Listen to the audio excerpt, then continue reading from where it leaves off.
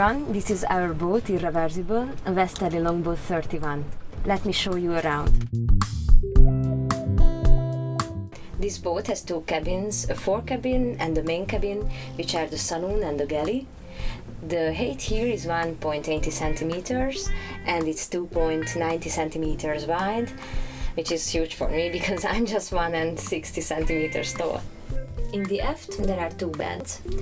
On this side it's a shorter one where we keep all the sails and the ropes, and on this side it's a longer one, and here we have a chart table, but usually it's lowered. We don't use it because we use electric charts.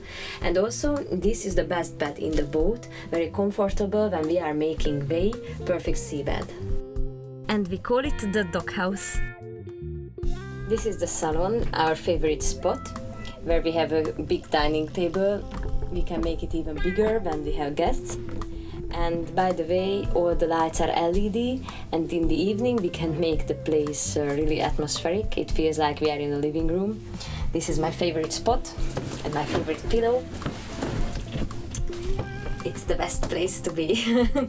This dining table is convertible into a double berth. We swap the legs to shorter ones and we lower it. And sometimes when we are on anchor, we like to watch movies here because it's more spacious and this cabin is brighter than the forecabin.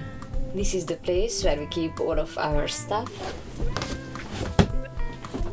Behind the sofa, chemicals, it's a chaos, yeah. Shelves in the wall, our library, and a lot of other places under the seats with stolen jewels. This is the galley with the big wash basin and with the built-in fridge. It's not working for a long time, but we are alright. You may wonder how we can live without a fridge, but actually if we cook something or buy food, we eat it in 1 or 2 days, so you can live without a fridge perfectly. A double gas cooker with an oven and with a grill place, so we can grill the fridge even. You can grill the fridge? That's why the fridge doesn't work properly. So we can even grill the fish here. This is our pantry. It was a coat hanger before, but it has been transformed into a spice locker. We can keep all the ingredients for cooking here. You probably noticed that this place is a bit narrow, so it can be uncomfortable when one is cooking and the other one wants to pass. It's the perfect example of the two goats on the bridge story. And now let me show you the head. Important note.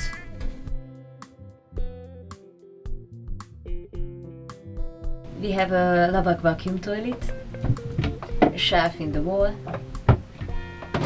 and Peter installed a cold water shower.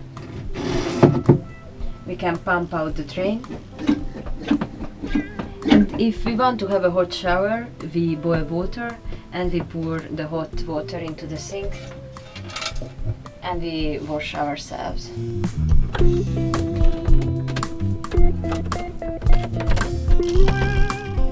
This is the forecabin, the bedroom where we sleep.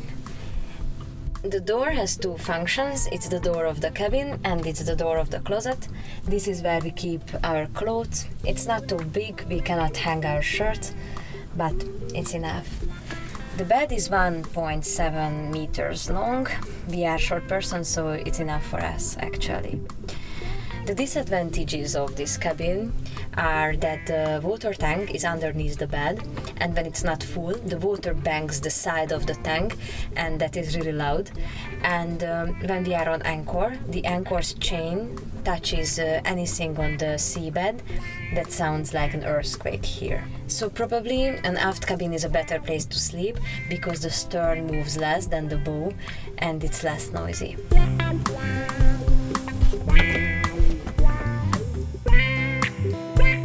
And now let me show you the engine of the boat. This is a very big engine, as you can see. The boat is 40 years old. It was built in Hampshire, England in 1976. and this is the original engine which comes with it. This is a Volvo Penta ND3B, has 3 cylinders and 36 horsepower, so it's a very strong engine, has a big bronze propeller on the shaft. And the problem with this engine that is very big, or the engine room is too small. Let me show you what I'm talking about. As you can see, there is not much space here, maximum like 20 centimeters. So for example, for a regular maintenance, when you have to change the oil, when you have to put new oil in it, you have to put the oil on the top and there is no space, or the impeller is on the back of the engine, you have to climb through the cockpit. It can be really difficult for an older person, and also the fuel filters are on the side and the back, so if anything needs to be replaced you have to climb there and there is no space. There is also not much space below. If I drop a tool, it's a long game to take it out. Let's have a look below the waterline now.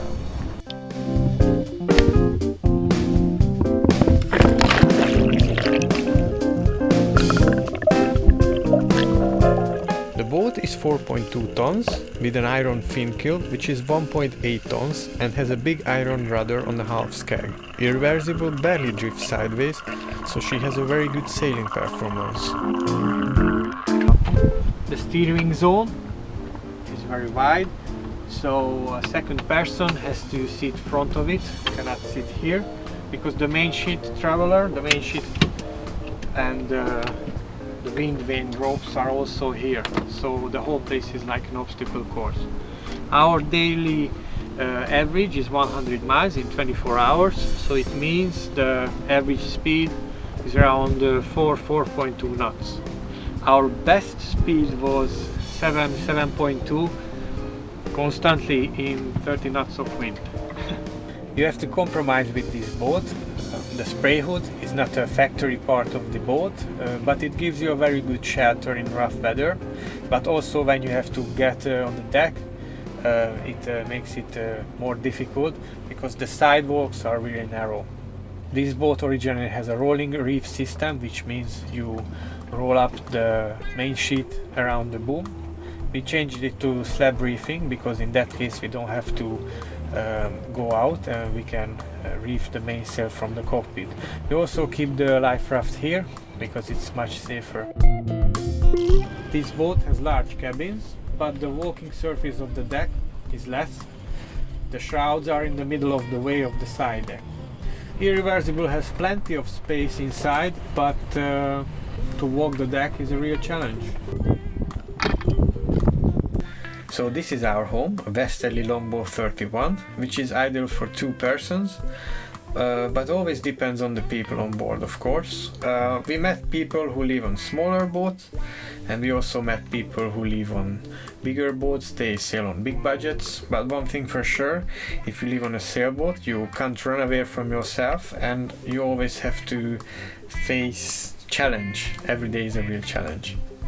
One of the biggest challenges for me is that the lack of private space, and that some sources are strictly limited, like water, electricity and internet. So this way I had to learn how to appreciate things which are so normal in land life. So sometimes a hot shower can be a spiritual experience. So this was it now, guys. If you like this video, please give us a thumbs up, subscribe, and if you have any particular question about the boat, or if you are a Westerly owner, please leave a comment below. And if you like our videos, please check out our Patreon site and become a patron, where I can teach you how to grill a fridge. So thanks for thanks for watching, and see you in 10 days. Thank you. Ciao. Ciao.